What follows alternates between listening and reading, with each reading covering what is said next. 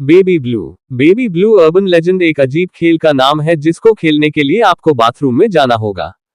इस कहानी में बताया है कि कुछ बच्चे अपने आप को बाथरूम में बंद कर लेते हैं और बेबी ब्लू खेल खेलते हैं। बेबी ब्लू खेल खेलने के लिए आपको बाथरूम में जाना होता है और लाइट, दरवाजा बंद करना होता है। फिर आपको शीशे में देखना है और अपने दोनों हाथों को ऐसे फैलाना है जैसे कि कोई बच्चा आपके हाथ में हो, और बिना रुके 13 बार बेबी ब्लू नाम लेना होता है। यदि आप इसे सही तरीके से करते हैं तो आप अचानक से अपनी बाहों में एक अदृश्य बच्चे का वजन महसूस करते हैं। फिर वह बच्चा थोड़ी थोड़ी समय में बड़ा होता जाता है और उसका वजन बढ़ता जाता है। आपको महसूस होगा कि वह बच्चा आपको खरोच भी रहा है। इससे पहले कि वह बच्चा भारी हो, आपको इस अदृश्य बच्चों को बाथरूम में बहा देना होगा और बाथरूम से बाहर भागना होगा।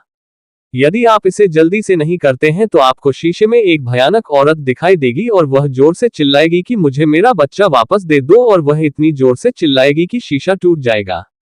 यदि अभी तक आपने उस बच्चों को अपने हाथों में पकड़ा हुआ है तो वह औरत आपको मार डालेगी।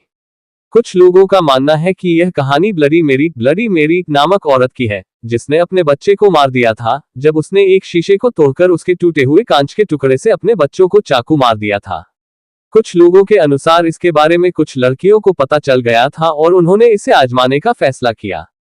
उन्हें विश्वास नहीं हुआ था कि यह सच में हो जाएगा, इसलिए उन्होंने अपनी एक दोस्त लारा को ये करने के लिए अकेले ही बाथरूम में भेज दिया।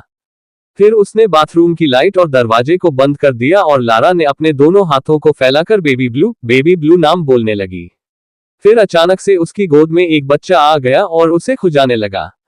लारा ये सब देखकर बहुत डर जाती है और उसे समझ में नहीं आता है कि अब वह क्या करे।